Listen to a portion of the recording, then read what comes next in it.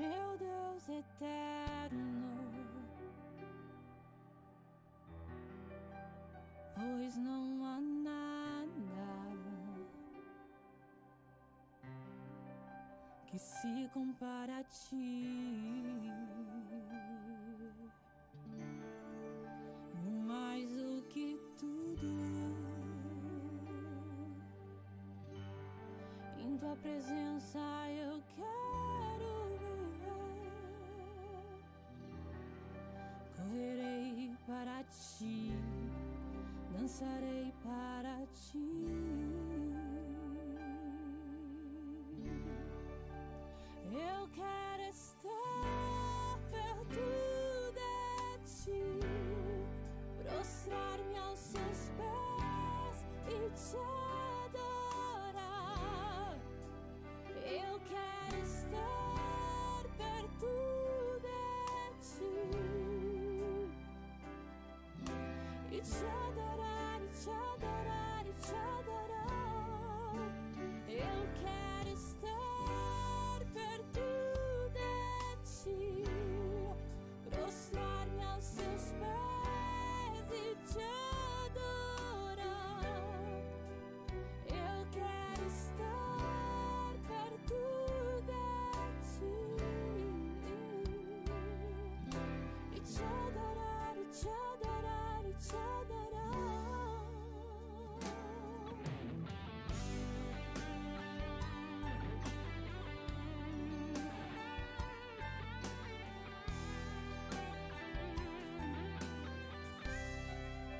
E mais do que tudo, em tua presença eu quero viver. Correrei para ti, dançarei para ti.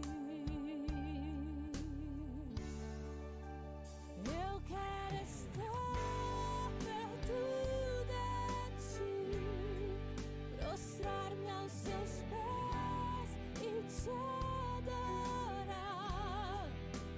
Eu quero estar perto de ti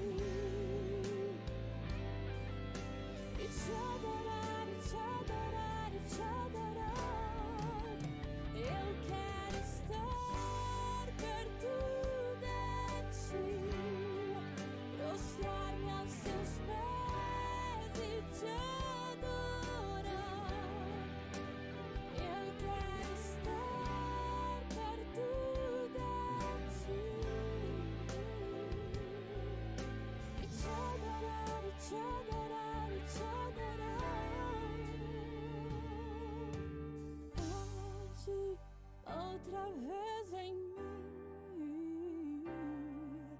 queima o meu coração. Arde outra vez em mim, queima o meu coração. Arde outra vez em mim, queima o meu coração. Arde outra vez em mim, queima o meu coração.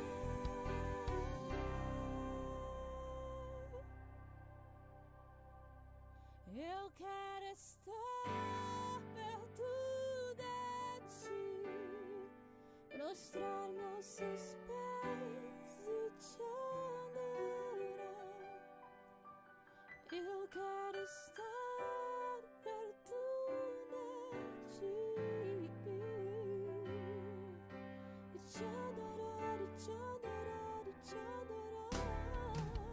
Eu quero estar perto de ti, prostrar-me aos seus pés e te adorar.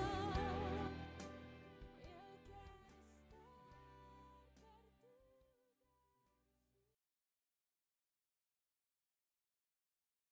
Amém? Amém, Chiesa? Vi invito ad alzare in piedi in questo momento, finché non arrivano gli altri. Amém? Tu hai già salutato il fratello che è vicino a te? Ti diamo 2 minuti per uscire dal tuo posto e andare a salutare. Non quelli che tu hai visto durante la settimana. Vedo Giacomo e Catini che si salutano. Altre persone che non siano di voi. Salutatevi.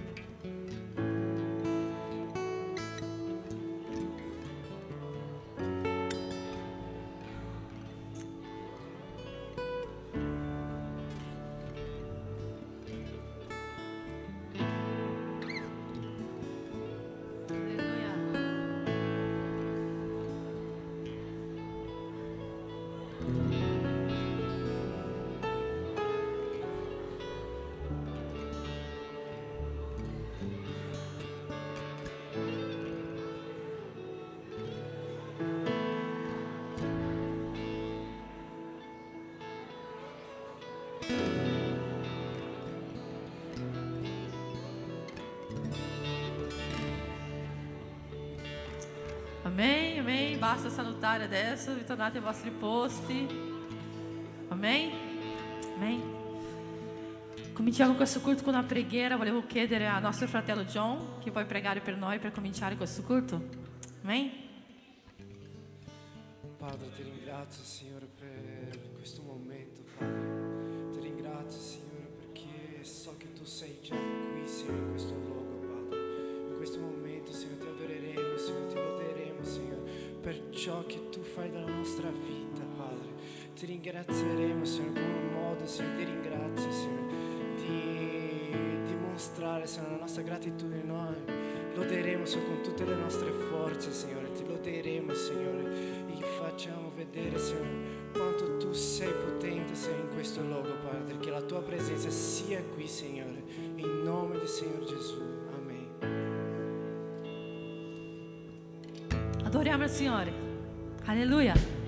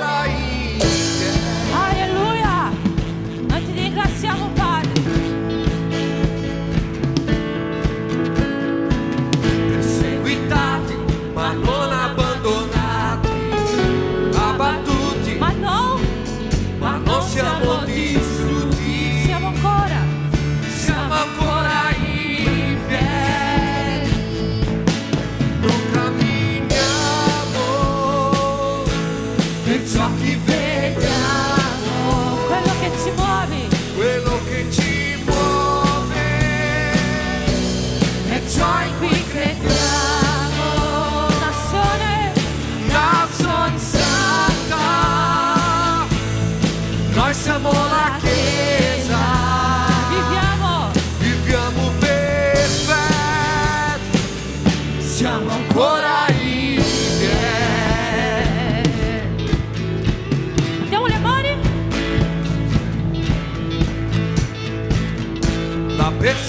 persecuzioni non fermò la sua chiesa, il Colosseo non fermò la sua chiesa, i leoni non fermarono la chiesa del Signore. Noi sappiamo che l'inferno non può vincere, noi avanzeremo e grideremo che nessuno può fermare la chiesa del Signore. La persecuzione non fermò la sua chiesa, il Colosseo non fermò la sua chiesa, i leoni non fermarono la chiesa del Signore. Noi sappiamo che l'inferno non può vincere, noi avanzeremo e grideremo che nessuno può fermare la chiesa del Signore. Non camminiamo, Dichiari questo. per ciò che vediamo, Quello che ci muove quello che ci muove, è ciò in cui crediamo. e ciò in cui crediamo. Nazione Santa, noi siamo la Chiesa, viviamo per fede, siamo ancora in piedi.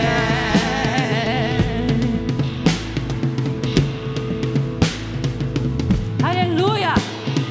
Noi dichiariamo questo, Signore, che la persecuzione non vincerà la Chiesa del Signore, che la guerra non vincerà la Chiesa del Signore, che il Covid non vincerà la Chiesa del Signore. Padre, noi ti ringraziamo perché noi siamo ancora in piedi, noi siamo ancora qua, Signore. Grazie per questo, Padre. Grazie perché noi siamo una Chiesa che siamo rimasti in piedi al di là di ogni cosa che è successo, Signore.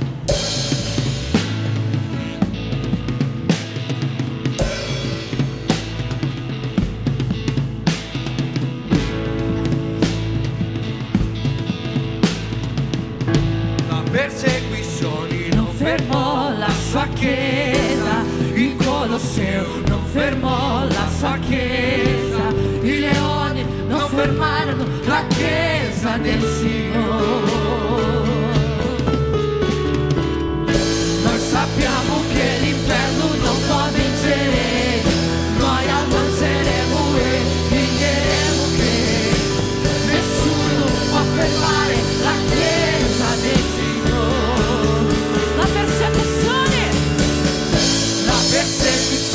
non fermò la sua chiesa, il Colosseo non fermò la sua chiesa, i leoni non fermarono la chiesa del Signore. Noi sappiamo che l'inferno non può vincere, noi avanzeremo e grideremo che nessuno può fermare la chiesa del Signore. Non camminiamo per ciò che vediamo, quello che ci muove, quello che ci muove è ciò in cui crediamo. Nazione Santa, noi siamo la Chiesa, viviamo per fede, viviamo per fede, siamo ancora in piedi. Alleluia. Alleluia. Tu puoi applaudire il nome del Signore. Alleluia. Amém. Amém. Amém. Amém. Amém. Tu puoi cominciare in questa sera a dire grazie al nostro Dio. Grazie per i miracoli che Lui ha fatto nella tua vita, grazie per la trasformazione che Lui ha fatto nella tua famiglia, grazie per le persone che Lui ha messo vicino a te. Ringrazia il Signore questa sera. Noi vedremo miracoli succedere quando noi innalzeremo il nome del Signore, quando noi clameremo il nome del Signore, quando noi grideremo il nome del Signore. Amém? Padre, in nome di Gesù, Signore, togli da noi ogni distrazione in questo momento, Signore. Togli da noi ogni cosa, Signore, che allontana, Signore, lo spirito che voglia lavorare in noi questa sera, Signore. Padre, ogni cosa che Satana sta mettendo nella nostra mente per allontanarci da Tua presença, Signore. Padre, em nome de Jesus, Senhor, venga lavorare questa sera, venga lavorare in questa chiesa, venga lavorare in noi, Signore, perché nós sappiamo che, Signore, ognuno di noi deve cercare, Signore, che il Signore lavori in noi, Padre. Padre, che ti chiedo questa sera di lavorare in me, Padre. Lavora in questo gruppo di lode, Signore, lavora nella Tua chiesa, Signore. Lavora in noi, Signore, lavora in noi, Signore. Em nome de Jesus, Signore. Amém, Signore.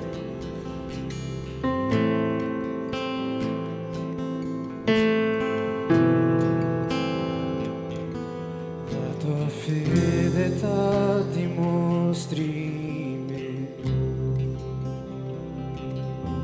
i miracoli che fai per grazia mia.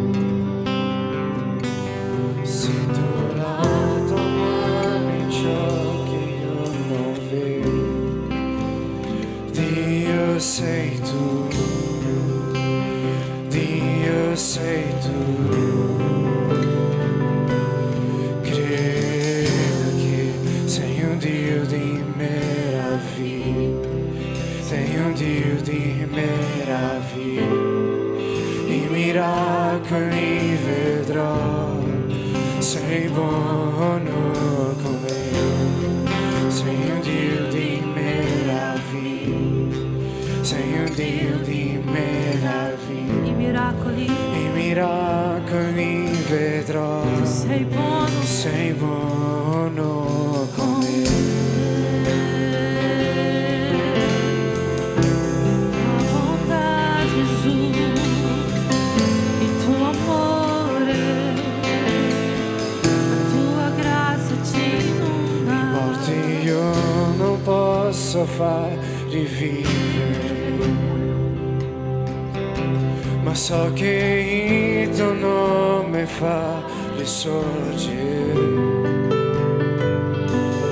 Io darò tutta la gloria all'unico, a te Gesù, a te Gesù.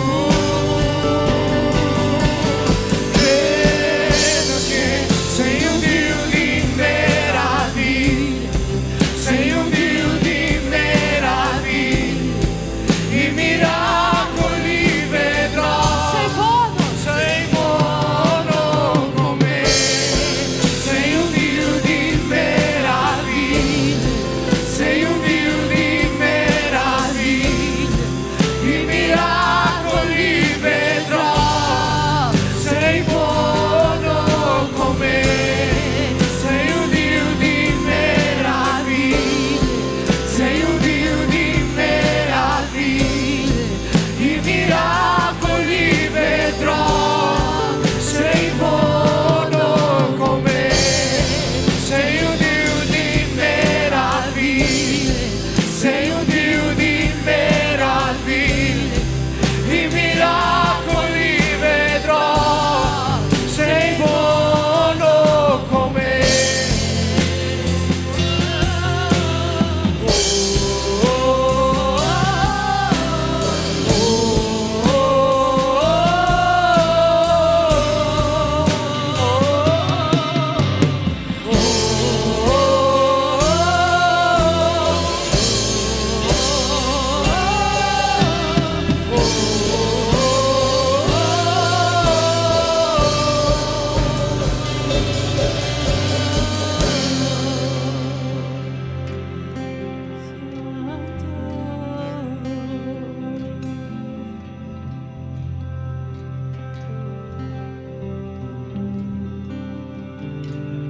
Ho visto Marte sparire, i giganti arrendersi.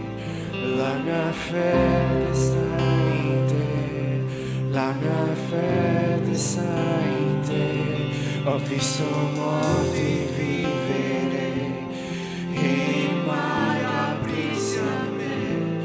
La mia fede sta in te, la mia fede sta in te. Vedo famiglie riunite che lontano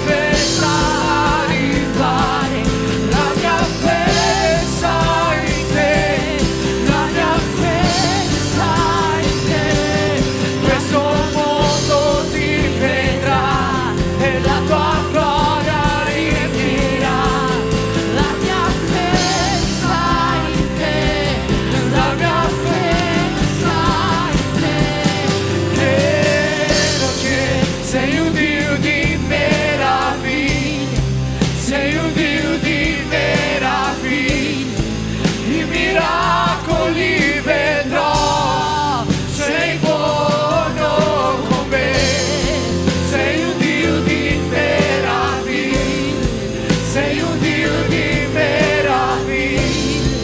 I miracoli vedrò, sei buono con me, sei un Dio di meraviglie, sei un Dio di meraviglie.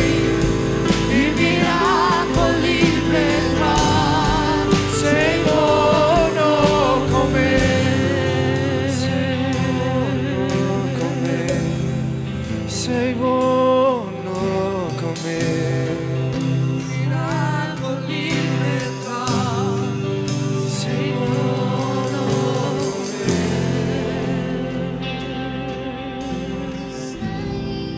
sei buono.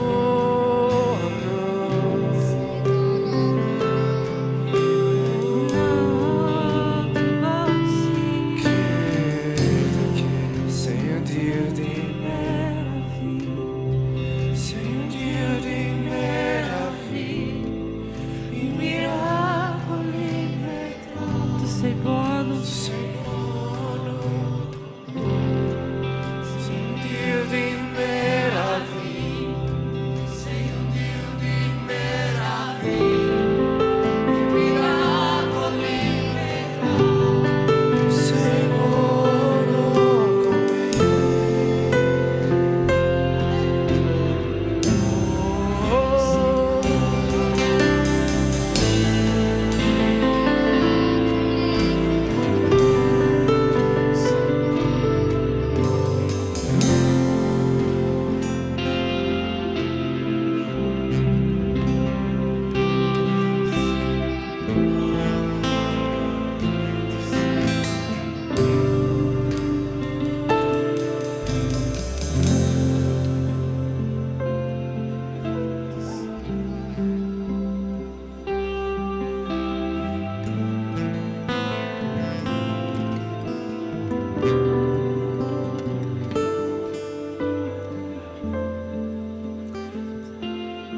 Io voglio invitarti a fare un grande applauso a questo Dio di meraviglie.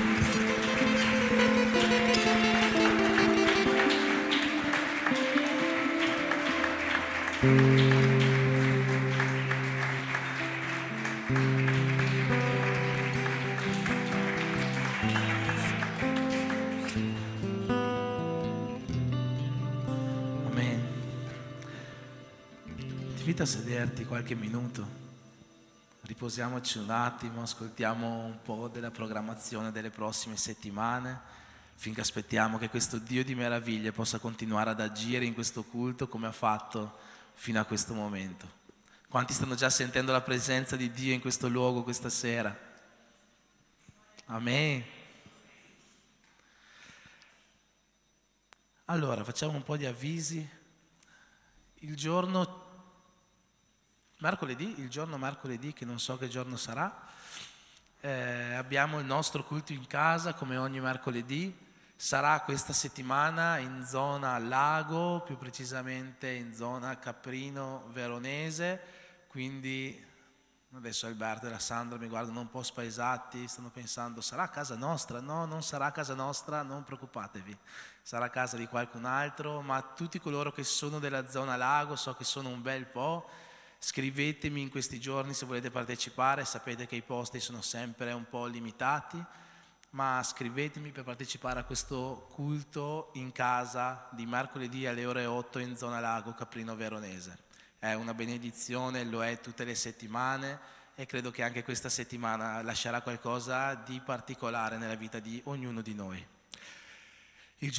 Il giorno 5 di febbraio abbiamo il nostro talent, ormai lo dovete già sapere, dovete già averlo scritto dappertutto, sul frigorifero, sul diario, sull'agenda e soprattutto dovete aver già preparato la vostra esibizione per il 5 di febbraio. So che ci sono già molti iscritti, ma se qualcuno ancora non si è iscritto e vuole mostrare il suo talento a tutta la Chiesa, è pregato di scrivere alla pastora Andrea per riuscire ad avere un posticino ancora nella scaletta dell'ADM Talent. Chi non si è iscritto e non vuole iscriversi è comunque più che tenuto a venire per assistere a questo evento grandioso che sarà qua nella nostra chiesa il 5 febbraio, domenica alle ore 16.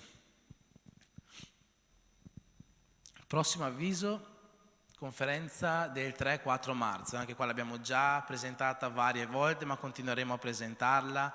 Questa conferenza è una conferenza fondamentale, veramente è una conferenza fondamentale. Non sto dicendo tu puoi partecipare se hai tempo, puoi partecipare, no. Prenditi i giorni liberi, sarà il 3-4 marzo, un sabato e una domenica, sarà un momento fondamentale per te, per la tua famiglia. Parleremo di famiglia, parleremo di alleanza, di sacerdozio, di maternità, quindi tutte le famiglie che sono qua sono più che invitate a venire a questo evento. L'evento avrà un costo, abbiamo già mandato la programmazione su qualche gruppo, non so, vuoi presentare? Sì, abbiamo già mandato sul gruppo della Chiesa tutta la programmazione, quindi probabilmente avete già visto questo banner. Veramente lo manderemo ancora, non lasciate di partecipare a questa giornata, a queste giornate qua. Sarà un momento prezioso alla presenza di Dio con delle persone qualificate, esperte e ripiene di Spirito Santo che porteranno qualcosa alle nostre case.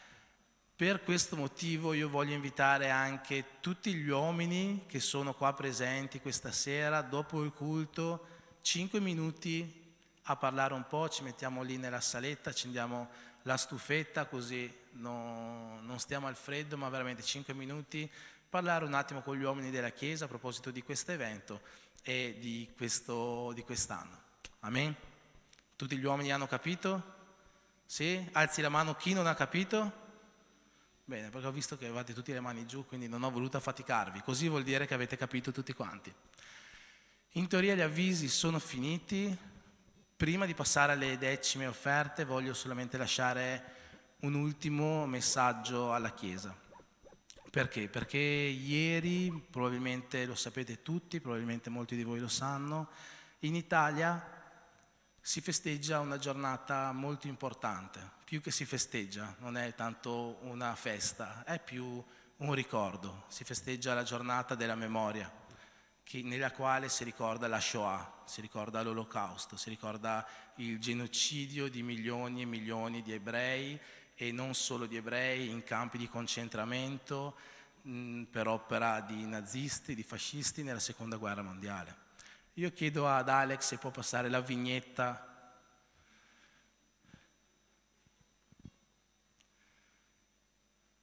Ok, questa vignetta diciamo che parla da sé, vedete il soldato che uccide nel nome di Gesù, l'imprenditore che chiede soldi nel nome di Gesù, qualcuno che lapida qualcun altro nel nome di Gesù e infine Gesù all'anagrafe che chiede di cambiare il suo nome. È una vignetta divertente, ma che ha un significato tutt'altro che divertente. Perché? Perché uno dei motivi per il quale la Shoah è stata fatta non è l'unico, ce ne sono tanti. Ci sono scritti sulle leggi razziali che sono state fatte da Mussolini qua in Italia, da Hitler in Germania, ma uno dei motivi per il quale questa Shoah, questo olocausto, questo genocidio è avvenuto è proprio nel nome di Gesù. Ovvero loro dicevano, visto che gli ebrei hanno crocifisso Gesù, adesso noi uccidiamo tutti gli ebrei. Questa è stata una delle motivazioni per il quale è avvenuto il più grande sterminio di un popolo che sia mai stato fatto nella storia, almeno per numero di persone. Oggi noi siamo qua per ricordare questo momento. È vero, forse non c'entra tanto con noi, però volevo anche soffermarvi su un'altra frase che è stata detta da un pastore tedesco proprio durante la guerra. È una frase che è molto conosciuta. Dice così: prima di tutto vennero a prendere gli zingari, sta parlando dei nazisti ovviamente, e fui contento perché rubacchiavano. Poi vennero a prendere gli ebrei e stetti zitto perché mi stavano antipatici. Poi vennero a prendere gli omosessuali e fui sullovato perché mi erano fastidiosi. Poi vennero a prendere i comunisti e io non dissi niente perché non ero comunista. Un giorno vennero a prendere me e non c'era rimasto nessuno a protestare. Questo Martin Niemöller Era un teologo e pastore protestante tedesco che ha cominciato un sermone con questa frase. E anche questa è una frase che deve farci pensare, perché forse è vero, sono passati tanti anni, è passato tanto tempo, nessuno di noi, nessun nostro parente è rimasto vittima di quell'olocausto, erano per lo più ebrei o comunisti o zingari. I cristiani non ci andavano tanto di mezzo, a parte quelli che non si mettevano proprio in mezzo. Eppure se facciamo finta di niente, queste sono cose che ancora succederanno e succederanno. Questo pastore in questo inizio di sermone è stato molto chiaro. Alla fine sono venuti a prendere lui perché non c'era rimasto più nessuno a protestare, non c'era rimasto più nessuno a difendere ciò che era giusto, a dire ciò che si doveva dire. In questo momento, sapete, di solito nelle giornate della memoria o quando si deve ricordare qualcosa di un po' triste, si fa un minuto di silenzio, no? Credo che da cristiani più che un minuto di silenzio dovremmo fare un minuto di preghiera. Quindi io voglio invitarti in questo culto un po' speciale, non a rattristarti, ma alzarti in piedi e fare una preghiera in ricordo di queste persone, in ricordo di quello che è successo, pregando a Dio che niente di tutto questo venga più a ripetersi, pregando a Dio che possa mettere saggezza e buon animo nel cuore delle persone, pregando a Dio che chiunque ancora ha bisogno di consolazione per quello che è avvenuto possa essere consolato. Prendiamoci un minuto e preghiamo a Dio e riflettiamo su questi morti, su questa Shoah, su questa giornata della memoria. Amen.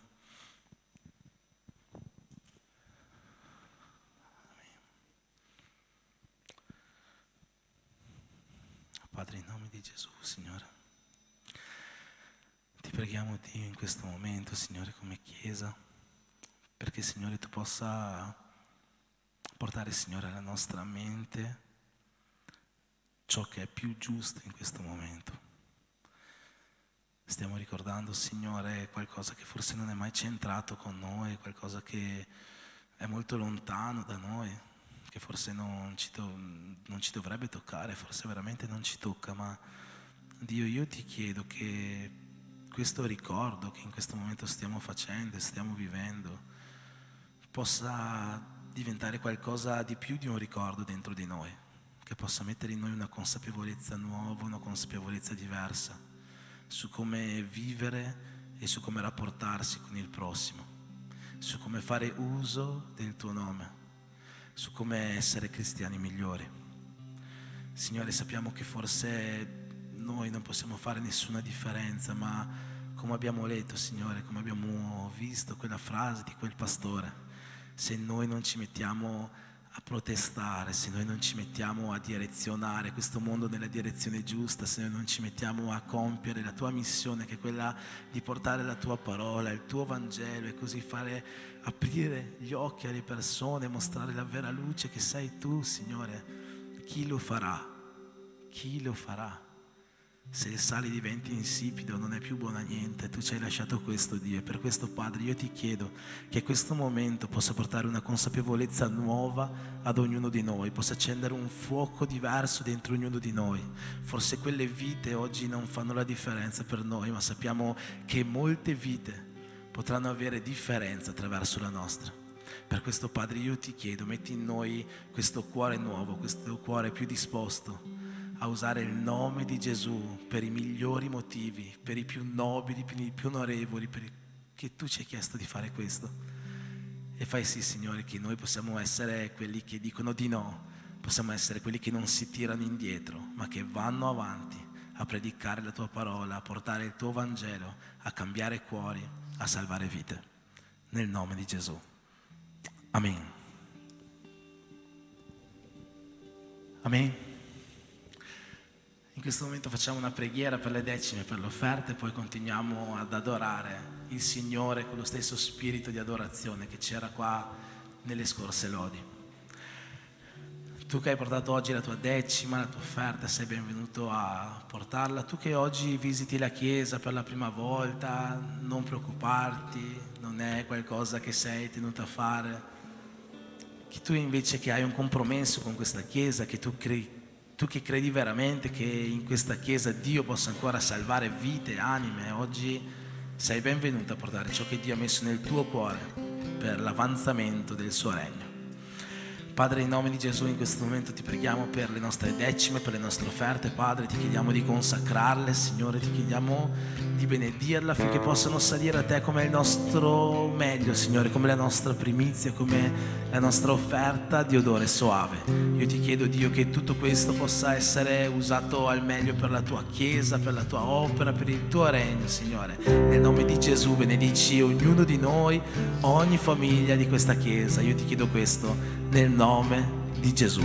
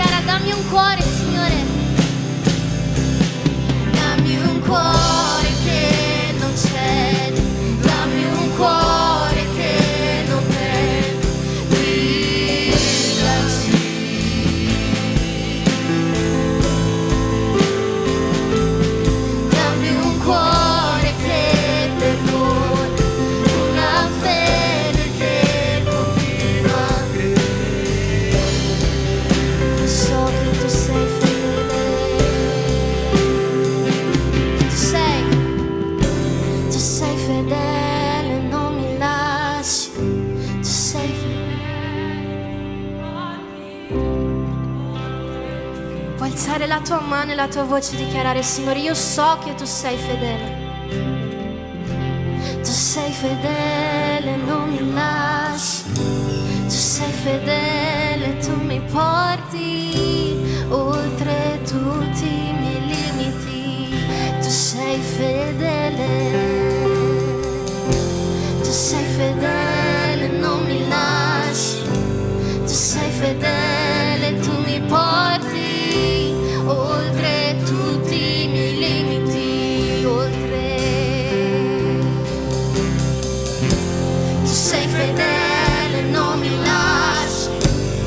sei fedele, tu mi porti oltre tutti i miei limiti. So che tu sei fedele, non mi lasci. Tu sei fedele, tu mi porti oltre tutti i miei limiti. Ancora una volta dichiara: tu sei fedele. Tu sei fedele, non mi lasci. Tu sei fedele, tu mi porti oltre tutti i miei limiti. Dammi un cuore che non c'è, dammi un cuore che non teme. Guidami, guidami. Dammi un cuore che perdona, una fede che continua a credere. Amen, alleluia. Oggi io ero a casa che stavo leggendo un capitolo della Bibbia che si trova in Marco nel capitolo 9. E non so se tu hai mai letto questo passaggio, ma parla di un uomo che aveva un figlio che era disturbato da quando era piccolo da questi demoni. E lui porta questo suo figlio da Gesù e dai suoi discepoli, solo che in quel momento Gesù era sul monte con alcuni discepoli. E questo padre porta il figlio davanti ai suoi discepoli, però quando arriva Gesù chiede cosa sta succedendo. E il padre dice: ho portato mio figlio perché tu potessi liberarlo, ma i tuoi discepoli non sono riusciti. Quindi se tu puoi farlo, se tu puoi fare qualcosa. E Gesù guarda e lo dice: se tu puoi, ma non sai che tutto è possibile a chi crede. E in quel momento l'uomo guarda Gesù, il padre guarda Gesù e dice: io credo, aiutami a superare la mia incredulità. E io non so se magari tu oggi sei qua e sei questo padre che ha provato tanto a risolvere con le sue proprie forze. Hai provato per tanto e tanto tempo a risolvere le cose con la tua forza, ma forse tu non sai che Gesù dice che non è per la nostra forza, ma è per la forza dello Spirito Santo che opera in noi. Quindi se oggi la tua fede sta venendo a mancare, se oggi l'incredulità si sta impossessando di te, io ti consiglio di lasciare tutto nelle mani di Dio e di chiedere: dammi un cuore che non cede, dammi un cuore che non teme, guidami, dammi un cuore che perdona, ma soprattutto dammi una fede che continua a crescere, una fede viva in te, perché tu sei il Dio vivente che mi chiama a dare un passo in più verso di te, che mi porta oltre i miei limiti, che mi porta a superare la mia incredulità. Quindi oggi fidati di questo Dio che non ti lascia, un Dio fedele. Possiamo cantare ancora una volta: tu sei fedele. Tu sei fedele, non mi lasci. Tu sei fedele, non mi porti oltre tutti i miei limiti. Dichiara: tu sei fedele, Dio, tu sei fedele sempre.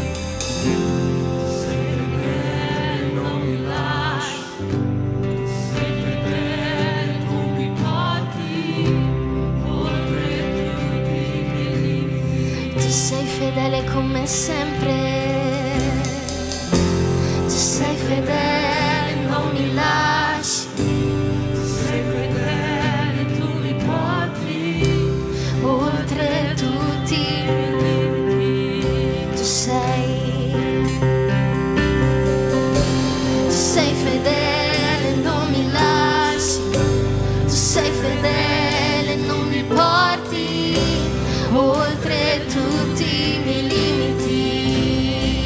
Tu sei fedele, non mi lasci. Tu sei fedele, tu mi porti oltre tutti i miei limiti. Dichiara più forte: tu sei fedele, non mi lasci. Tu sei fedele, tu mi porti oltre tutti i miei limiti.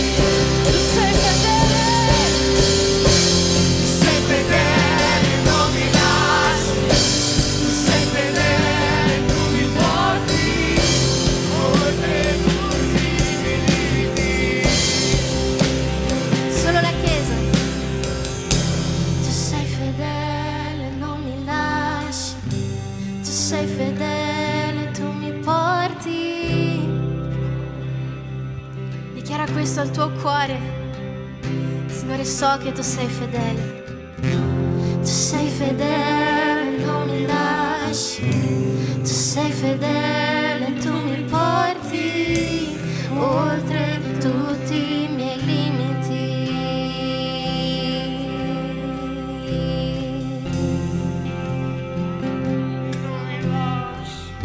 In ogni tempo tu sei fedele, tu sei fedele.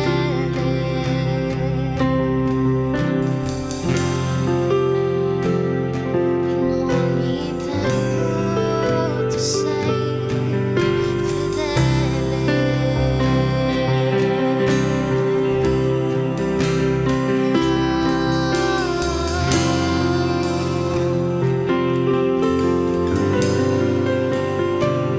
Tu sei fedele.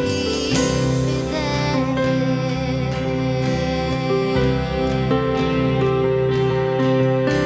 sei fedele.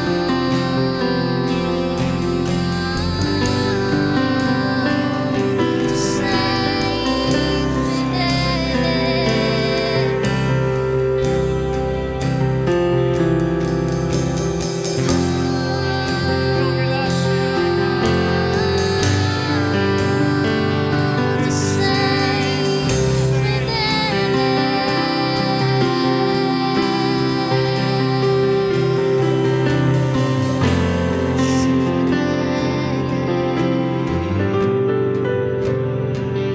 fedele. Tu sei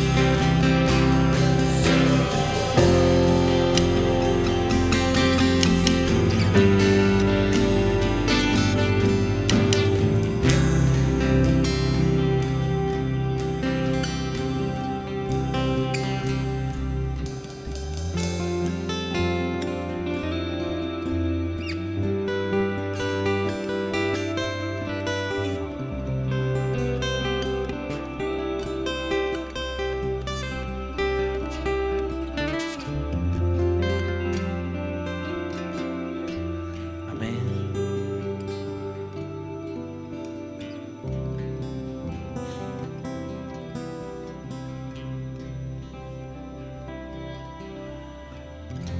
Amen.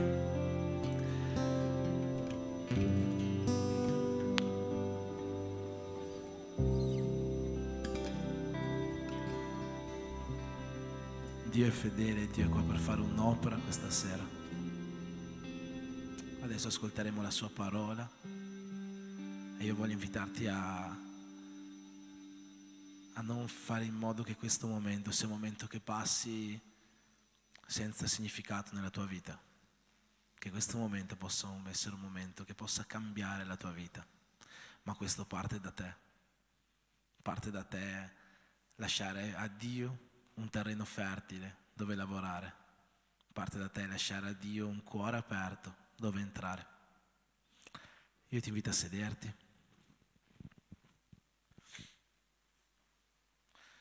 E aprire la tua Bibbia nel libro dei Proverbi, capitolo 9, versetto 10.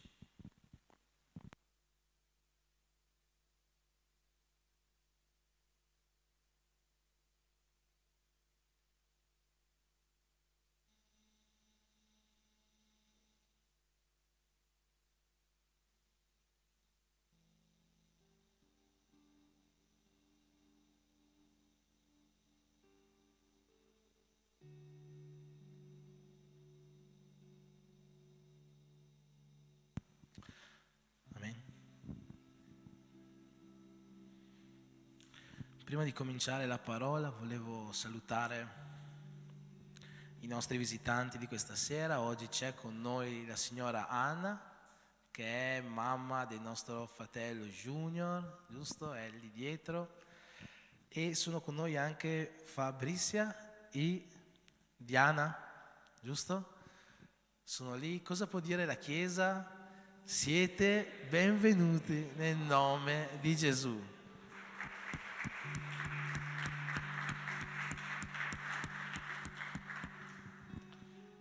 Amen. Anna, Fabrizia, Diana, questa è la casa del Signore. Voi siete benvenute oggi, siete benvenute sempre. E quello che noi desideriamo per i nostri visitanti è che possano uscire di qua con un po' di questa presenza di Dio, con un po' di questo spirito di Dio che stiamo sentendo qua questa sera. Facciamo una preghiera, poi cominciamo.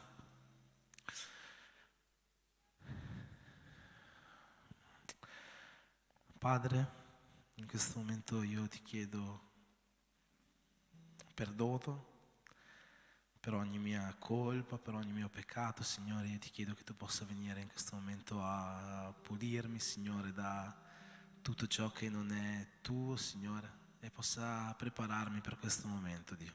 Io so che non ho nulla da dire alla tua Chiesa, ma se tu vuoi, Signore, io credo che tu possa fare grandi cose in mezzo a noi attraverso l'agire del tuo Spirito.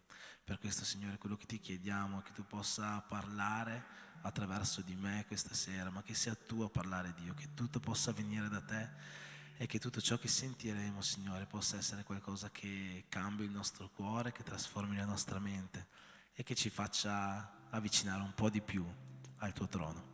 Nel nome di Gesù, Dio benedici questo momento. Amen. Amen. Proverbi capitolo 9, versetto 10. Ormai dovrete sapere questo versetto a memoria. Dice così: il principio della saggezza è il timore del Signore e conoscere il Santo è l'intelligenza. Come ormai molti di voi sanno, oggi c'è qualche visitante, c'è qualcuno che è tornato dal Brasile, non l'abbiamo salutati coi visitanti, ma tutta la famiglia di Junior è appena ritornata, quindi bentornati, e anche la nostra missionaria Sandra è appena tornata dal Brasile, quindi bentornata missionaria Sandra, è un piacere riavervi tutti quanti qua con noi. Se non lo sapete, siamo in un periodo di 4 settimane, oggi è la terza settimana, nel quale stiamo parlando dei nomi di Dio e di come questi nomi possono influenzare, possono in qualche modo cambiare, trasformare il nostro 2023. Abbiamo fatto 12 giorni di preghiera, sempre sui nomi di Dio, che si sono conclusi venerdì sera. Ma noi siamo ancora nella terza settimana parlando dei nomi di Dio. E il testo aureo, così si chiama, con il quale partiamo tutte le settimane, è quello che abbiamo appena letto, Proverbi 9:10, che dice: il principio della saggezza è il timore del Signore. Ma non si ferma qua. Tante volte quando noi sentiamo questo versetto ci fermiamo alla virgola e non citiamo il resto del versetto, ci fermiamo a sapere qual è il principio della saggezza, che sicuramente è importante, ma non è l'unica cosa importante di cui questo versetto ci parla, perché il versetto continua dicendo: e conoscere il Santo è l'intelligenza. Chi è il santo? Ovviamente è Dio. Dio è santo, santo, santo. Quando si parla di il santo, soprattutto con la S maiuscola nella Bibbia, si sta parlando di Dio. E quindi questo versetto ci dice che conoscere il santo è l'intelligenza.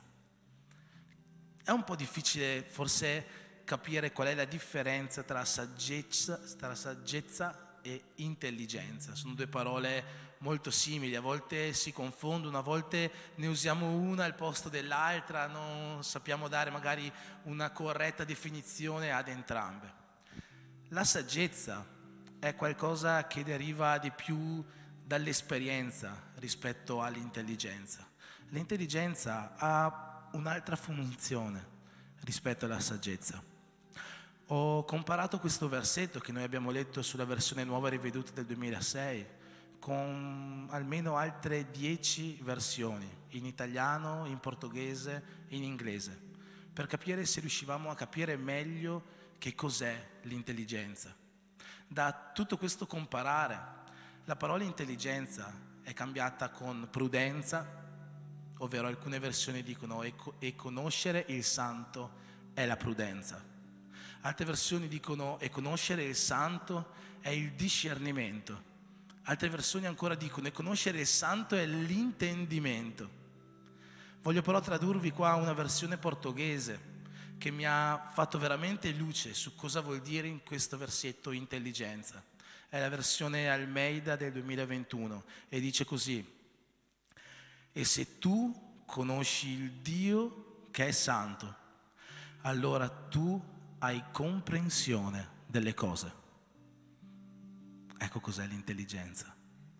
L'intelligenza è avere comprensione delle cose. Allora questo versetto ci sta dicendo: se tu conosci il santo, se tu conosci Dio, hai comprensione di tutto. Che cosa significa?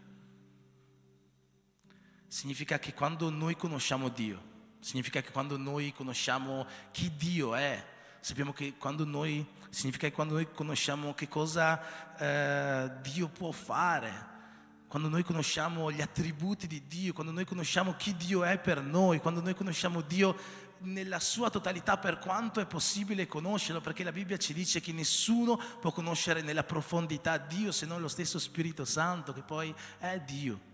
Ma nello stesso modo, nello stesso tempo, Dio piano piano si rivela a noi, quindi Dio vuole farsi conoscere da noi.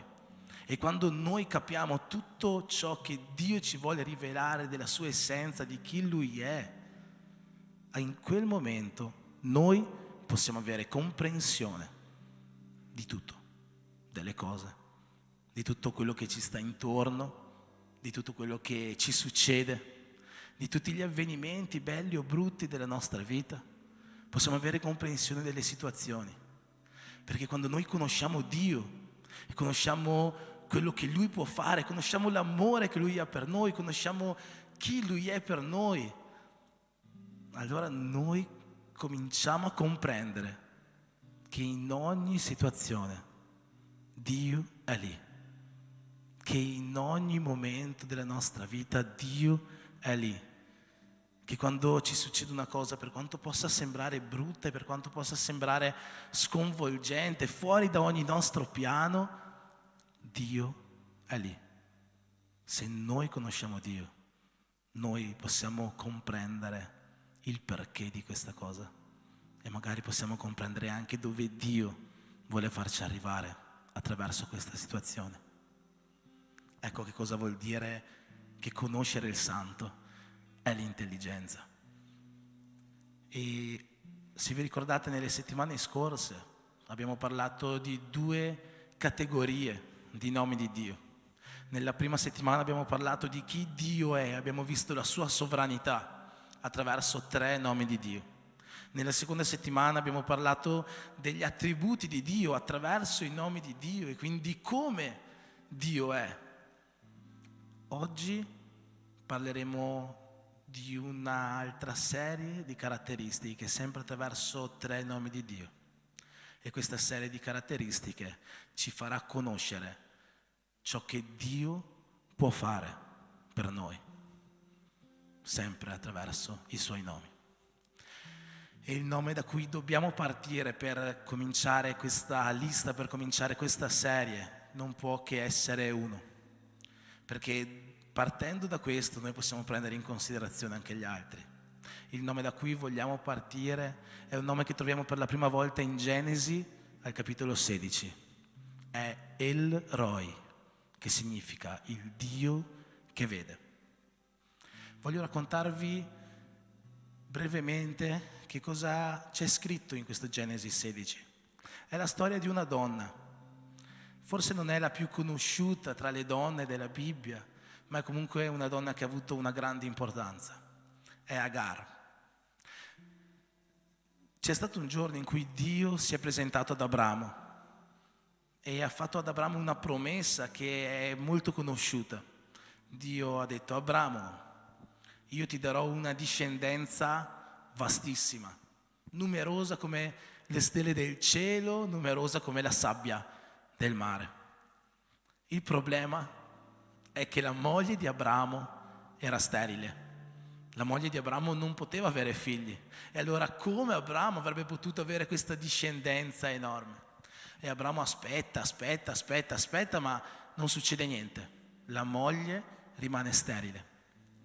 Allora la moglie di Abramo, credendo nella promessa di Dio, dice: Abramo, sicuramente tu non potrai avere figli da me. Io sono sterile, ormai noi siamo vecchi. Prendi la mia schiava, Agar, e cerca di avere una prole, una discendenza con lei.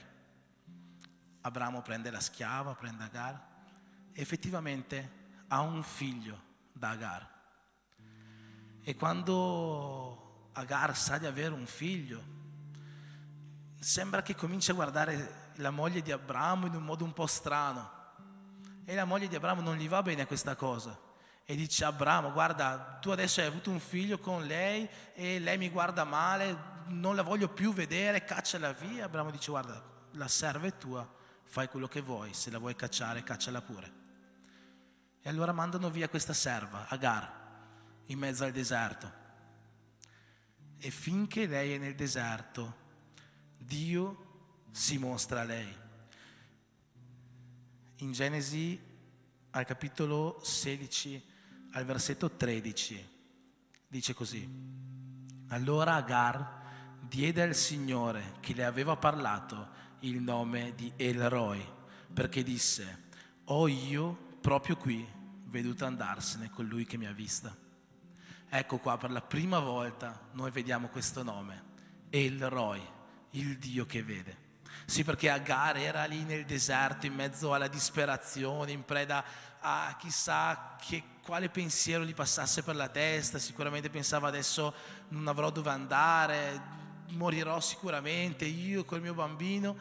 Ma Dio va da lei, parla con lei, gli dice: Agar, non temere, io ti darò una grande discendenza, torna però dalla tua padrona, torna da dove sei venuta.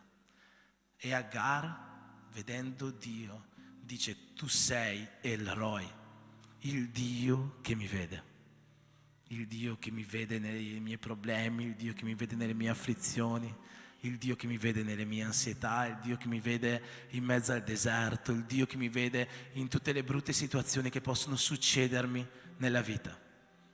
Tu sei il Dio che vede.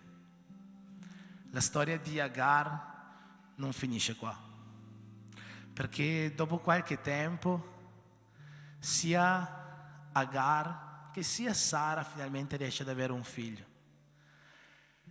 E a quel punto lì, ancora una volta, Sara decide di mandare via Agar e suo figlio nel deserto. Voglio tagliare un po' la storia. E insomma Agar si trova con suo figlio nuovamente nel deserto. Non c'hanno più acqua da bere, non c'hanno più cibo, ormai non c'è più speranza di vita per loro.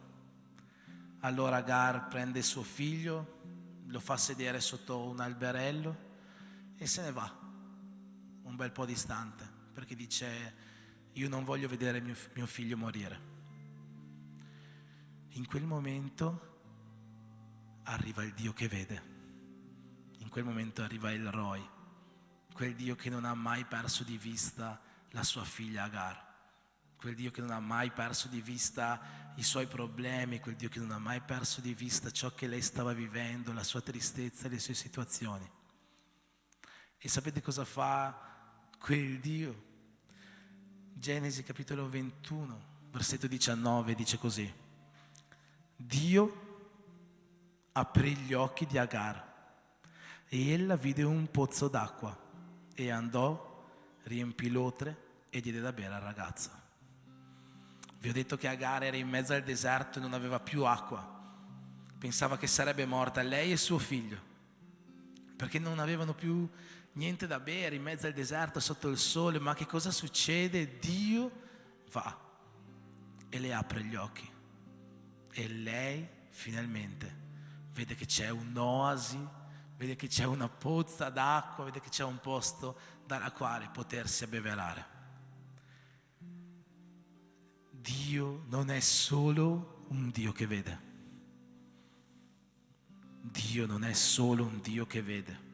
Quando noi invochiamo El Roi, quando noi invochiamo il Dio che vede nella nostra vita, non stiamo invocando solamente quel Dio che da lassù ci guarda e basta. Dio ci guarda, ma Dio agisce per noi.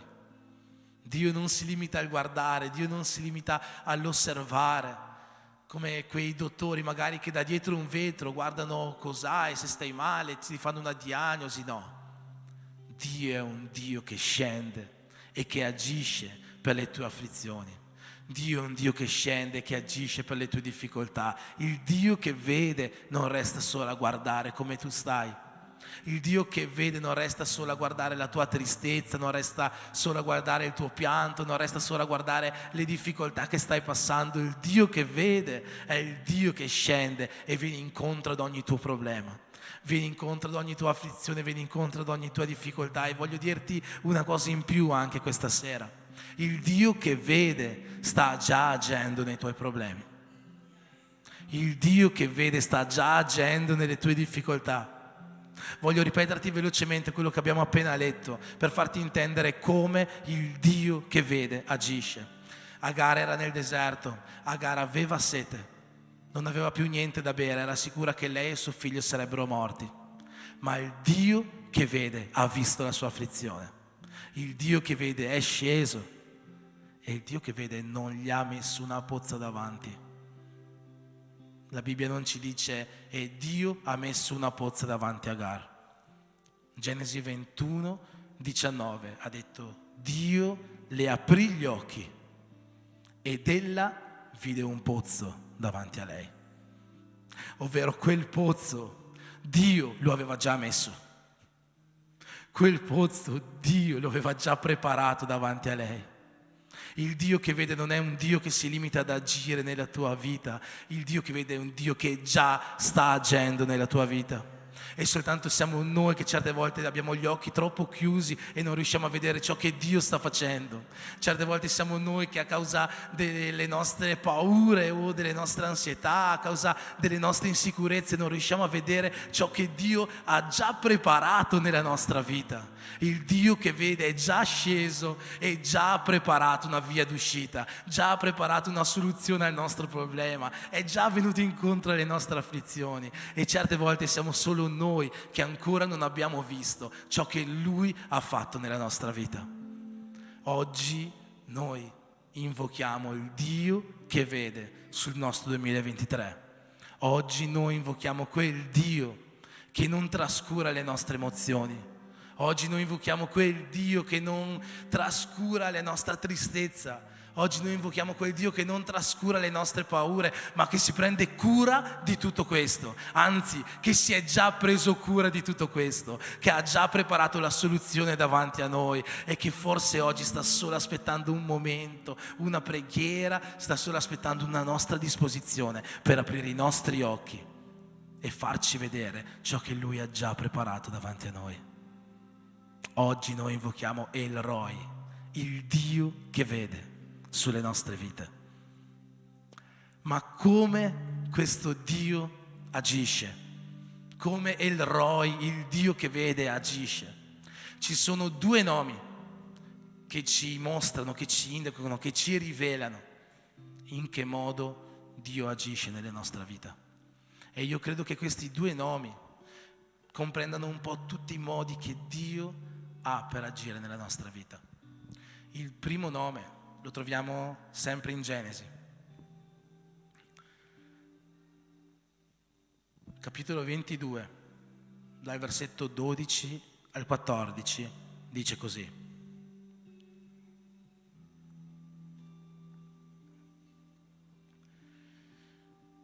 E l'angelo disse: non stendere la mano contro il ragazzo e non fargli male. Ora so che tu temi Dio, poiché non mi hai rifiutato tuo figlio, l'unico tuo. Abramo alzò gli occhi, guardò, ed ecco dietro a sé un montone, impigliato per le corna in un cespuglio. Abramo andò, prese il montone, offerse in olocausto invece di suo figlio. Abramo chiamò quel luogo Yahweh Ireh, che significa Dio provvede. Il primo nome che ci rivela in che modo Dio agisce nelle nostre vite è Yahweh Ireh, che significa Dio provvede.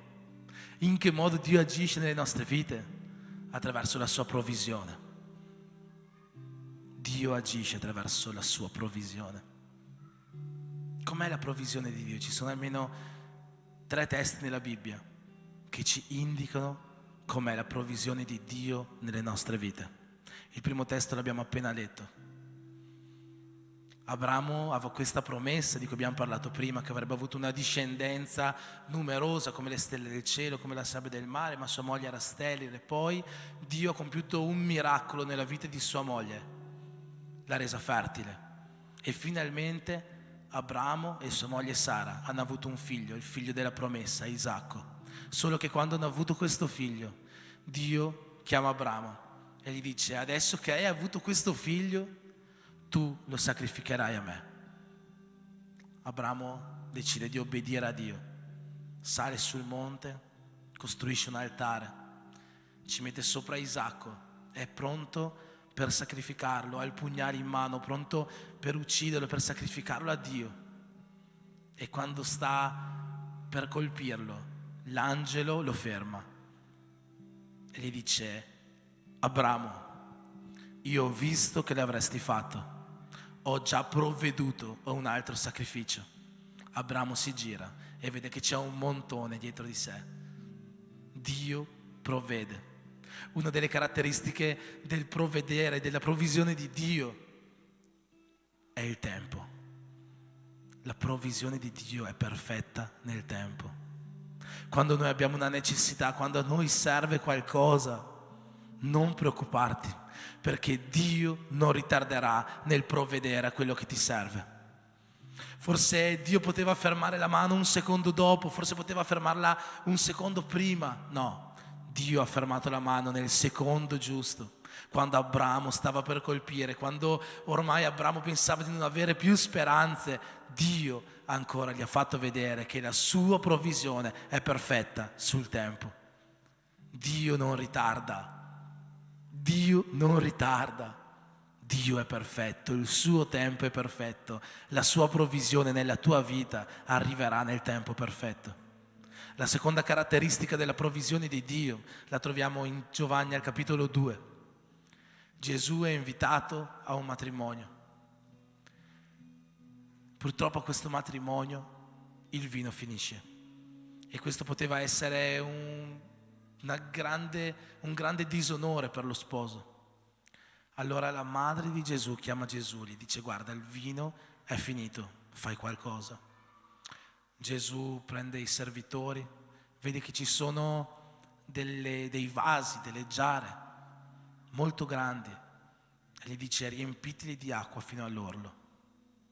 I servitori obbediscono a Gesù. Gesù riceve tutti questi vasi, tutti questi otri pieni, ricolmi d'acqua fino all'orlo. E dopo che li ha ricevuti, Gesù trasforma l'acqua in vino. Questo è già un provvedere di Dio nella vita di quello sposo, nella vita di quella coppia, in quel matrimonio. Ma non finisce qui questo provvedere di Dio. Quando il vino viene servito al maestro di tavola, il maestro di tavola ferma tutti e dice allo sposo, di solito nei matrimoni, prima si serve il vino buono, poi quando tutti sono già ubriachi, quando tutti hanno già bevuto abbastanza, si serve il vino meno buono, quello di seconda mano. Tu invece hai fatto il contrario. Prima hai servito il vino meno buono e hai lasciato il vino migliore alla fine. Il provvedere di Dio nella nostra vita non arriva soltanto nel momento perfetto. Il provvedere di Dio nella nostra vita non arriva soltanto giusto, ma in ritardo, ma in anticipo, ma al momento che ci serve. Ma il provvedere di Dio nella nostra vita ha un'altra caratteristica. È il provvedere migliore che noi possiamo aspettare. Il provvedere di Dio non è un provvedere un po' bello, un po' brutto, una cosa fatta a metà, no. Quando Dio provvede nella nostra vita, provvede nel modo migliore che noi possiamo aspettare. Il vino di Dio è il vino buono. Il provvedere di Dio è il provvedere migliore. La terza caratteristica che noi possiamo aspettarci dal provvedere di Dio la vediamo in un altro passo della Bibbia che è commentato nei Vangeli sinottici, ma anche in Giovanni. È un passo così importante che tutti hanno deciso di scriverlo. Questo passo ci dice che Gesù stava predicando vicino al mare di Galilea, in un posto che era un po' deserto, e arrivano a visitarlo per sentire questa predica migliaia e migliaia di persone. Gli apostoli che scrivono i Vangeli contano 5.000 uomini, più donne e bambini. Dicono che sarà più o meno un numero intorno ai 12.000 uomini circa, 12.000 persone. Arriva un certo punto che è tardi, è sera e non c'è niente da mangiare.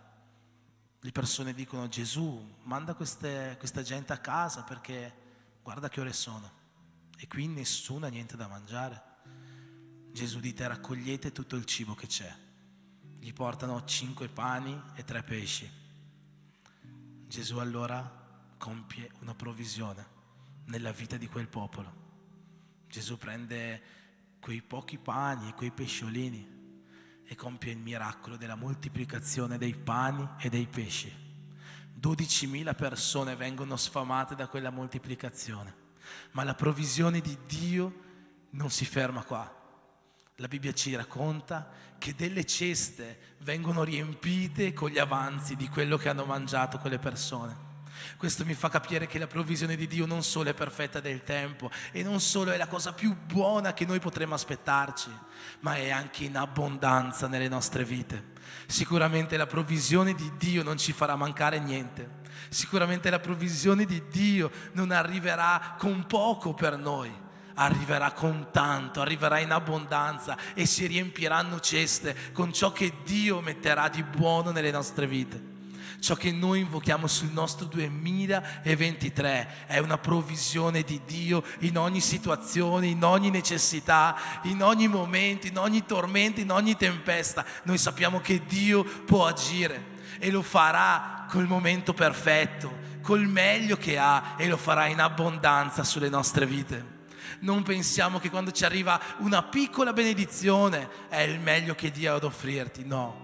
Prega ancora, chiedi di più, chiedi a Dio, perché Dio vuole darti in abbondanza, Dio vuole darti il suo meglio e Dio te lo darà nel momento più giusto in cui tu te lo puoi aspettare. Però fino adesso ho parlato di storie che noi troviamo sulla Bibbia. Voglio parlarvi di una provvisione che Dio ha fatto nella vita di un nostro fratello poche settimane fa. Io vorrei chiamare qua con me il nostro fratello Washington.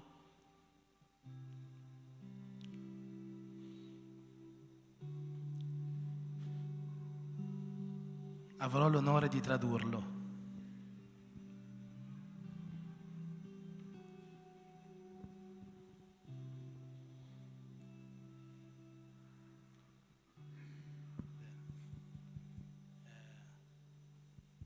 Luis.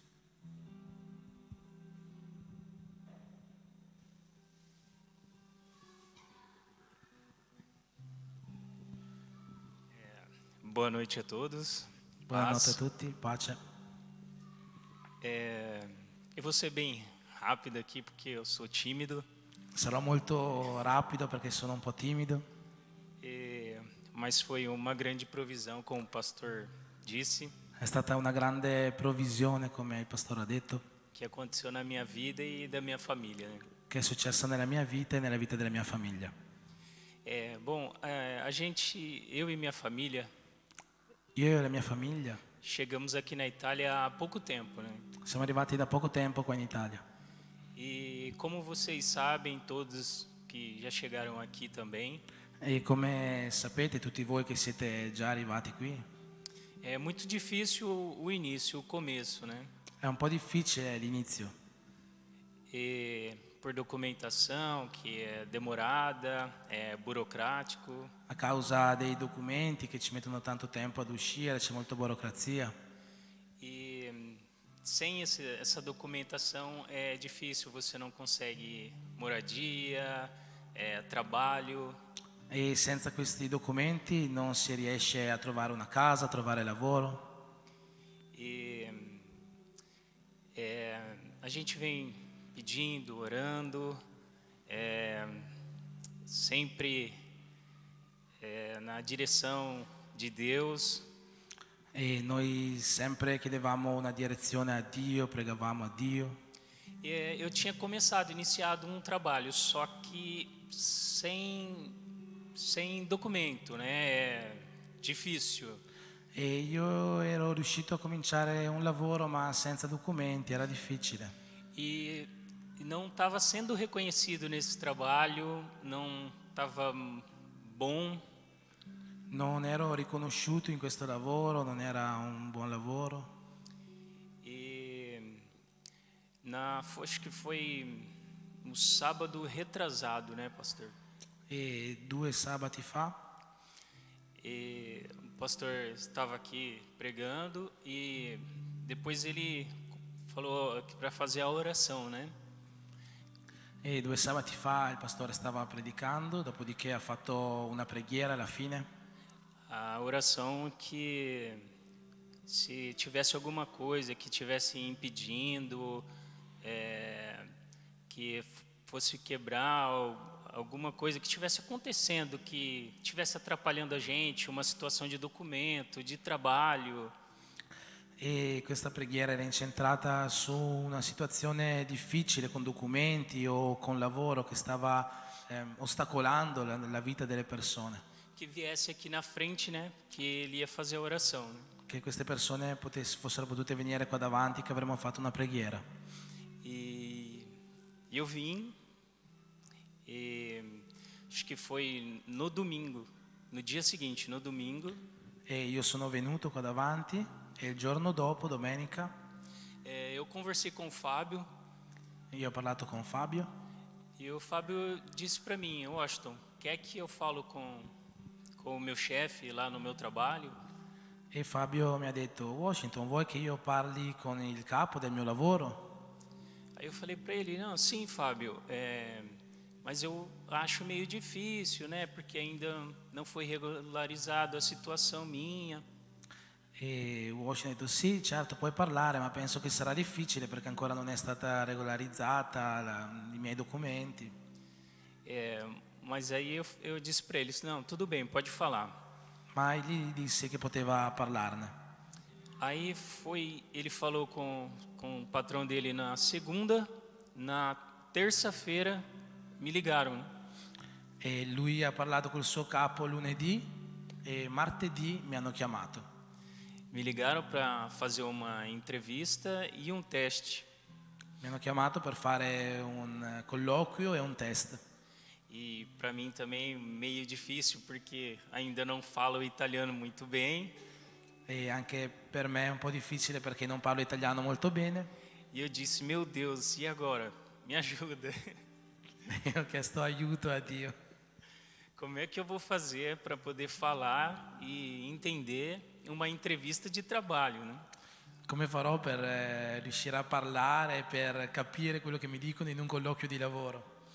Mas aí no caminho eu fui pedindo, orando e pedi para Deus me ajudar. que me falassem as palavras que eu mais entendo e que eu falasse tudo aquilo que eu sei em italiano, que não é muito.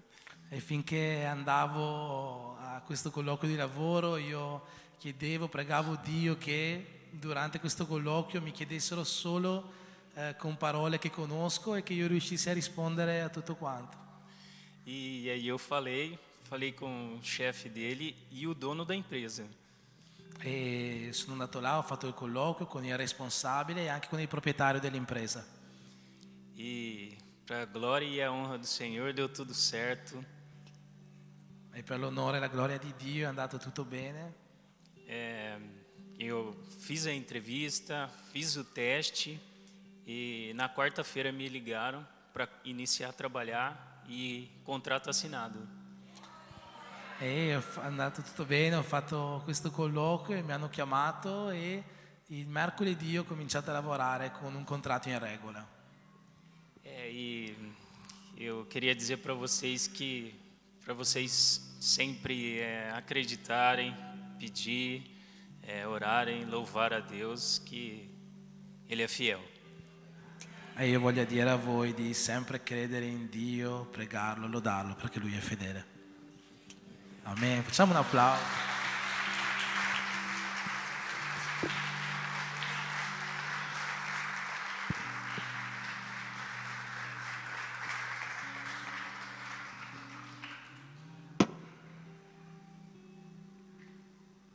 Qualcosa che sembrava impossibile, lui era senza documenti e è riuscito a ottenere un contratto in regola in un'impresa, in una ditta.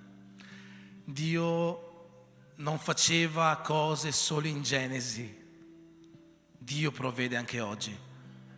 Dio provvede anche oggi. E ha detto bene Washington, ha detto che aveva vergogna, ho dovuto stare lì mezz'ora a convincerlo, ma alla fine ha predicato praticamente. Io posso anche scendere e finire che lui ha già fatto la predica per oggi.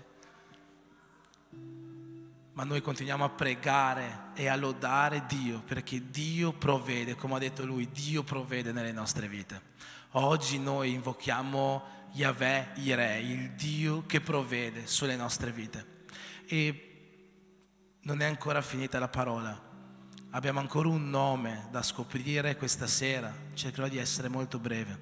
Ma prima di scoprire questo nome, io voglio chiedere a tutte quelle persone alle quali serve una provvisione nella loro vita, di qualunque carattere sia, di avere quella fede che ha avuto Washington quel giorno e di venire qua davanti in questo momento. A tutti coloro che hanno bisogno di una provvisione, di un miracolo. Abbiamo visto che Dio agisce al momento giusto. Dio agisce con il meglio che ha e Dio agisce in abbondanza nella tua vita. Io voglio invitare tutti quanti a alzarci in piedi e fare già una lode in questo momento e a tutti coloro che hanno bisogno di una provvisione di qualsiasi tipo nella loro vita. Io voglio chiedere di uscire qua davanti e per pregare insieme. Non avere vergogna, non avere paura, che tu possa avere quella fede che ha avuto quel ragazzo che è uscito qua davanti e Dio ha fatto qualcosa di miracoloso nella sua vita. Dio è un Dio di miracoli ancora oggi, Dio è un Dio fedele ancora oggi, è un Dio che non lascia i suoi figli senza riparo, è un Dio che ci conduce su ali d'aquila. Dio è pronto per fare un miracolo nella vita di tutti coloro che credono in Lui.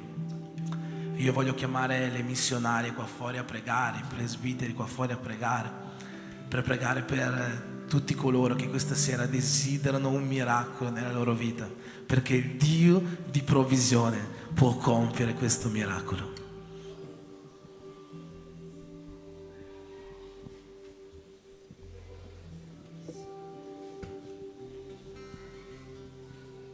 Spirito Santo, Spirito Santo.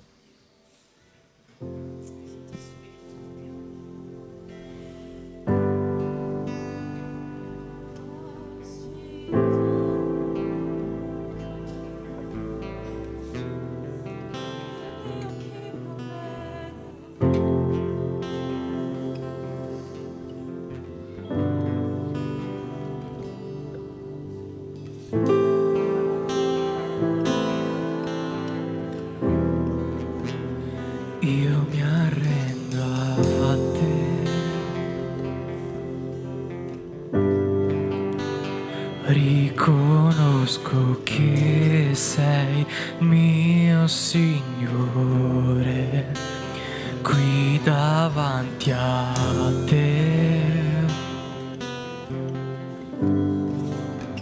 Ciò che voglio è solo adorare, io mi arrendo a te. Riconosco che sei il mio Signore, qui davanti a te. Ciò che voglio è solo adorare Yahweh, Yahweh, El Shaddai, Adonai, Yahweh, Yahweh, El Shaddai, Adonai, Yahweh, Yahweh, El Shaddai, Adonai, Yahweh, Yahweh, El Shaddai, Adonai. Io mi arrendo a te. Riconosco che sei il mio Signore, qui davanti a te. Ciò che voglio è solo adorare, io mi arrendo a te.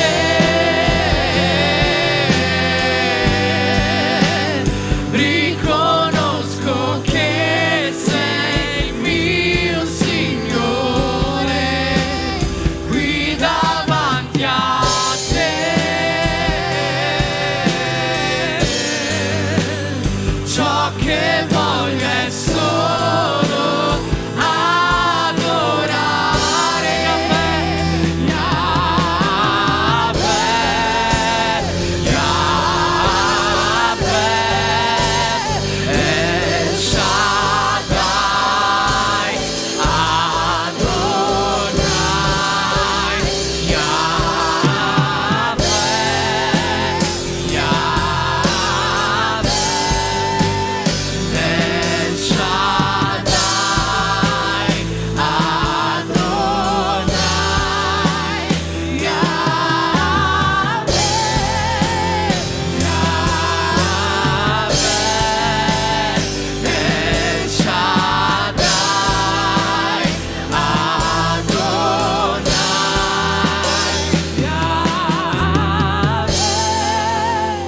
Yahweh, El Shaddai,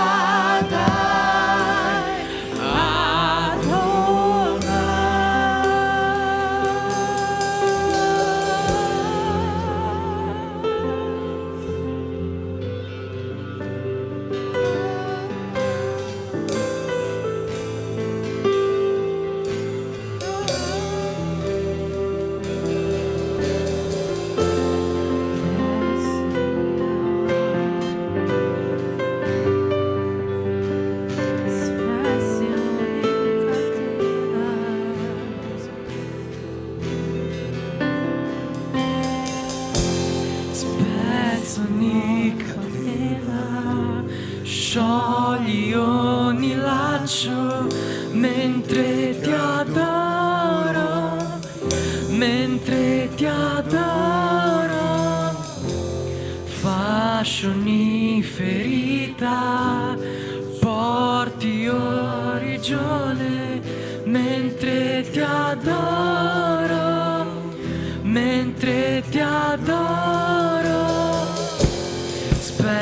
spezzo ogni catena, sciogli ogni laccio, mentre ti adoro, mentre ti adoro.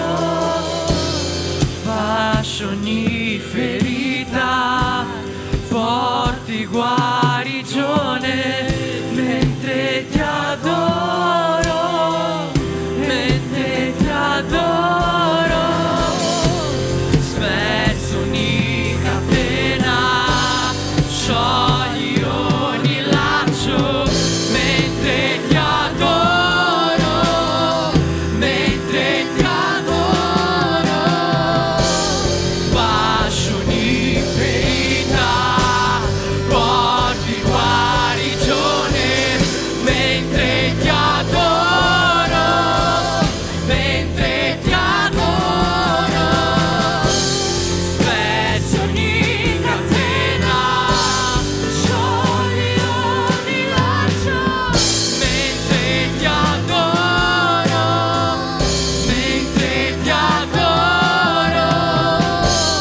Fascio ogni ferita, porti guarigione, mentre ti adoro, mentre ti adoro.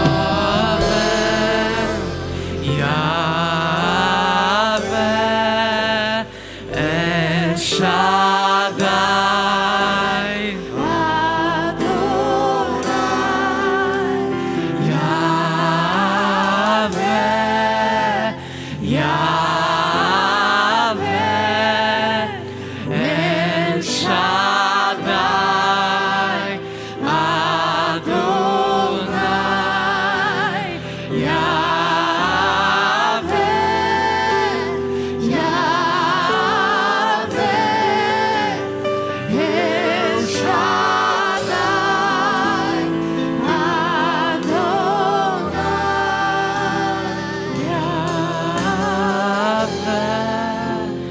Yahweh, El Shaddai, Adonai, Yahweh, Yahweh, El Shaddai, Adonai.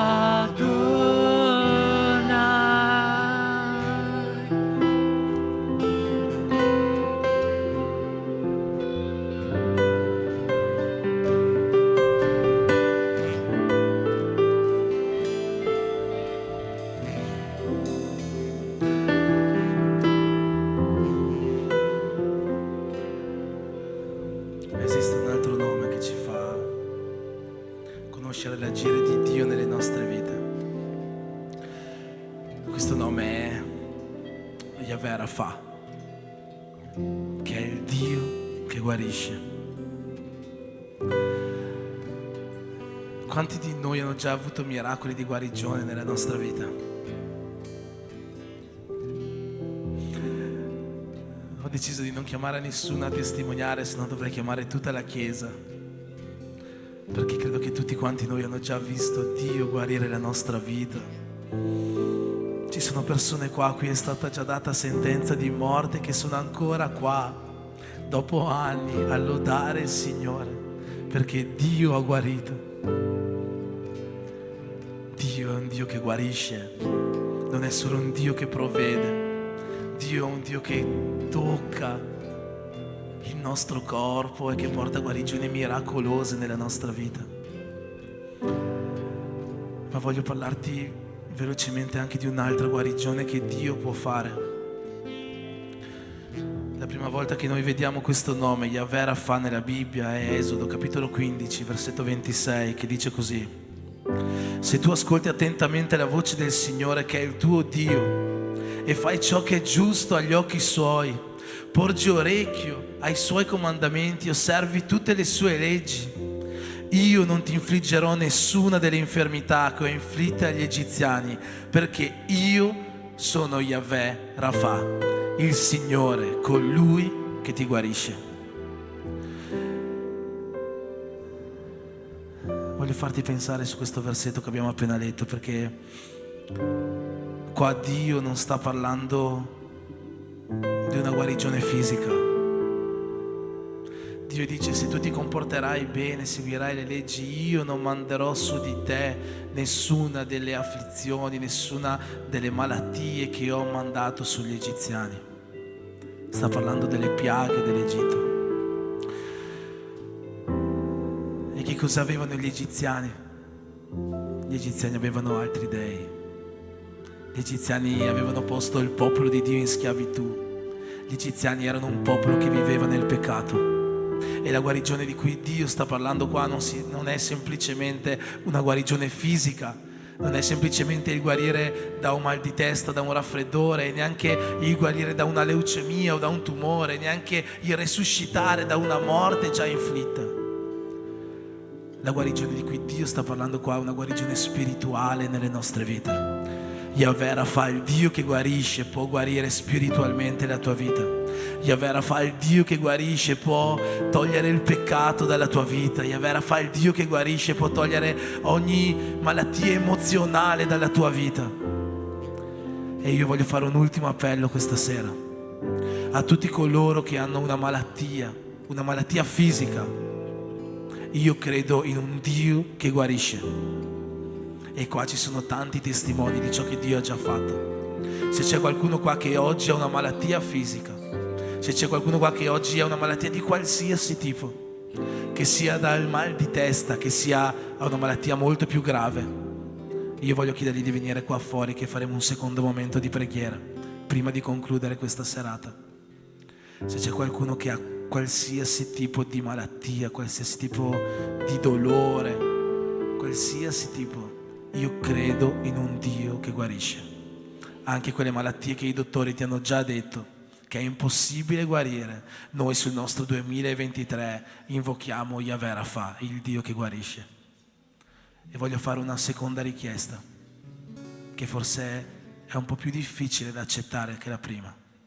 Se c'è qualcuno qua che ha una malattia spirituale, se c'è qualcuno qua che è lontano da Dio, se c'è qualcuno qua che ha bisogno di una guarigione spirituale, emotiva sulla sua vita, io voglio invitare anche questa persona ad uscire, perché Yahweh Rafa è un Dio che guarisce tutto di noi, è un Dio che guarisce la nostra mente, il nostro corpo, ma anche il nostro cuore.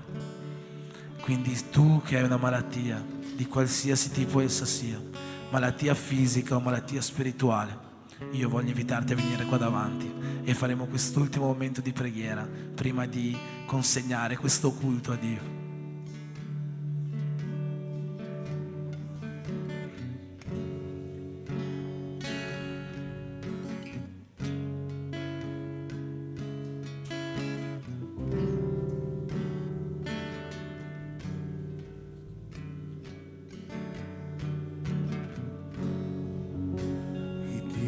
Querida vista c'è, está passando hoje qui, está passando hoje qui. E Dio che guarisce il sordo, distrugge la paura in me, distrugge la paura in me.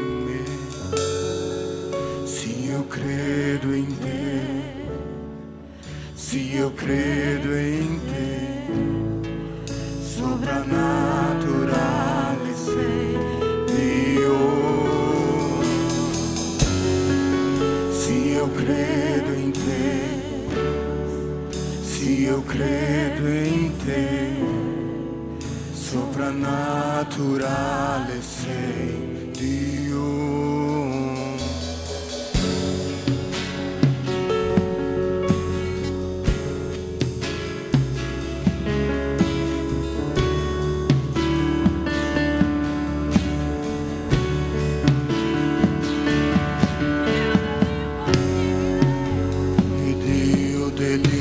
Possibile, il mio cuore trasforma, il mio cuore trasforma. Il Dio che la morte la morte ha vinto, vive sta dentro di me, vive sta dentro di me. Se io credo in te, se io credo in te, soprannaturale sei Dio. Se io credo in te, se io credo in te, soprannaturale sei Dio. Se io credo, se io credo in te, se io credo in te, soprannaturale sei Dio. Se io credo in te, se io credo in te, soprannaturale sei Dio. Il Dio che è stato e che verrà, con potenza tornerà. I morti risusciterà. Dio di miracoli, Dio di miracoli. Il Dio che è stato e che verrà, con potenza tornerà. Il morti risusciterà. Dio di miracoli, Dio di miracoli. Il Dio che è stato e che verrà, con potenza tornerà. Il morti risusciterà. Dio di miracoli, Dio di miracoli. Oh, il Dio che è stato e che verrà, con potenza tornerà. I morti risusciterà. Dio di miracoli, Dio di miracoli.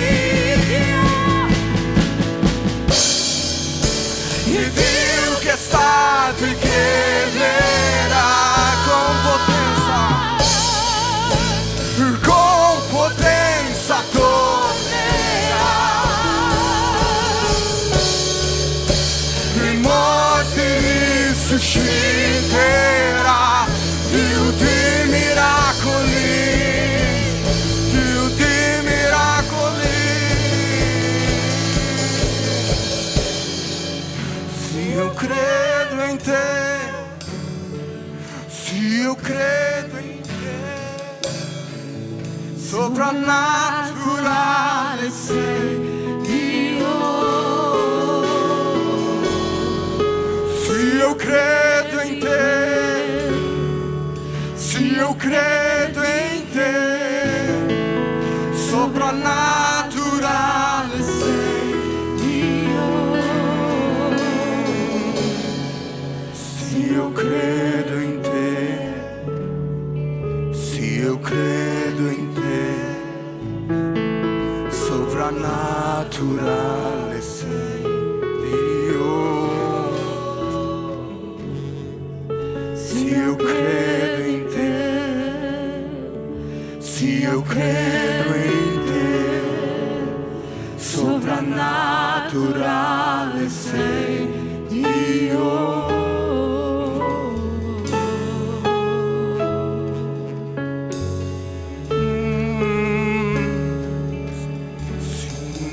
Crediamo in te.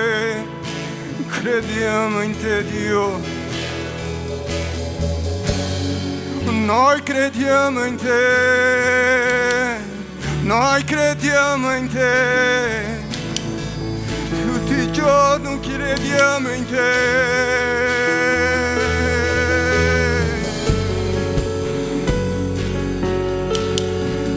Sim, eu credo em te. Sim, eu credo em te. Porque tu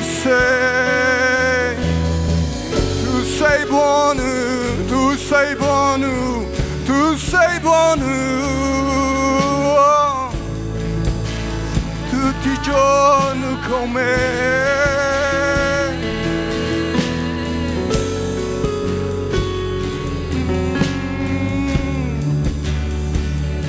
Soprannaturale sei, soprannaturale Spirito, Spirito Santo.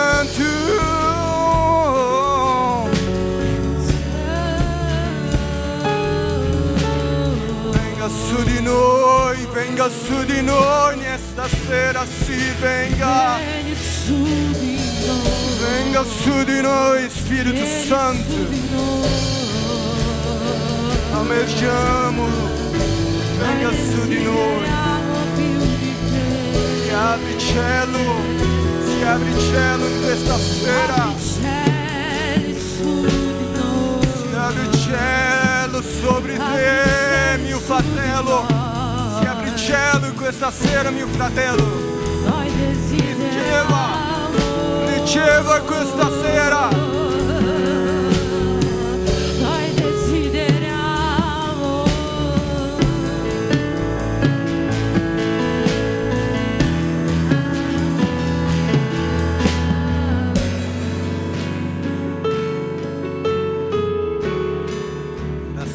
Grazie a Dio por esta cena meravigliosa, Dio. Grazie, ti amo, Dio. Alleluia.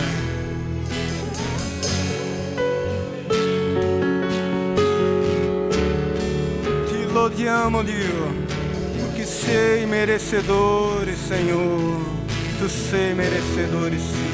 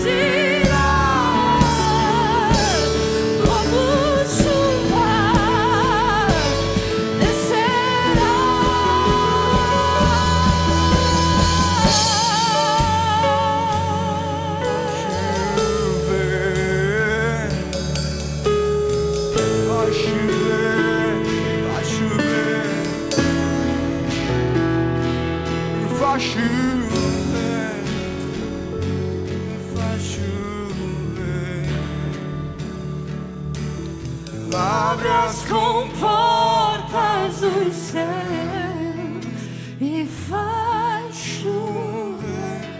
Puoi dichiarare questo? Perché noi possiamo finire questo culto. Dichiari questo. Abre as comportas Se tu hai voglia di ballare alla presenza di Dio, balla alla presenza di Dio. Se tu hai voglia di saltare alla presenza di Dio, salta alla presenza di Dio. Questa canzone dice: se noi chiediamo, Lui verrà. Chuva, chuva, quero chuva, tua chuva.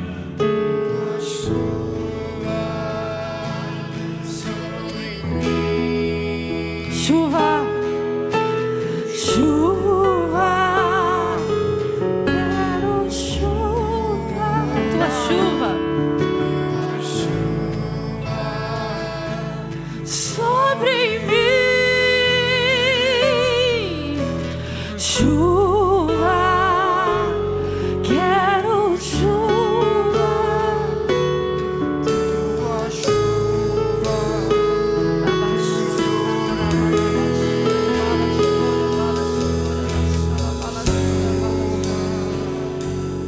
Quero chuva, tua chuva.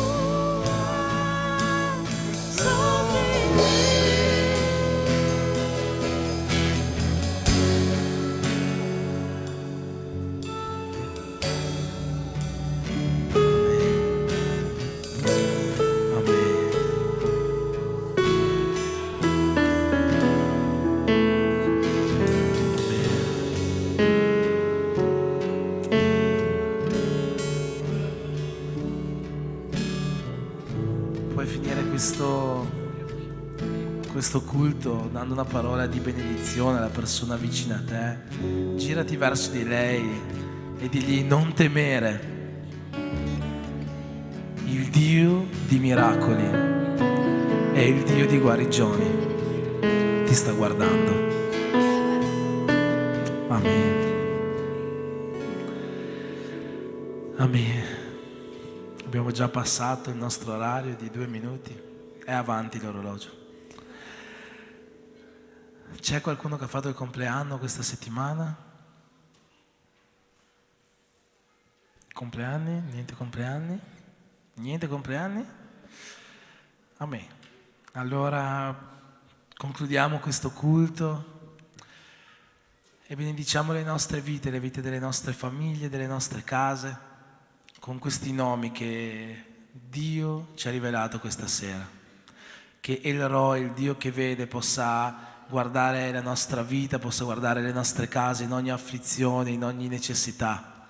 Che Yahweh Re, il Dio che provvede, possa provvedere a queste necessità con la sua mano, con i suoi miracoli. E che il Dio che guarisce, Yahweh Rafa, possa portare la sua guarigione fisica e spirituale sul 2023 di tutti quanti noi. Noi preghiamo questo e profetizziamo questo nel nome di Gesù. E che l'amore di Dio Padre, che la grazia di Gesù Cristo e lo Spirito Santo di Dio siano con tutti quanti noi, e insieme con gioia possiamo dire Amen.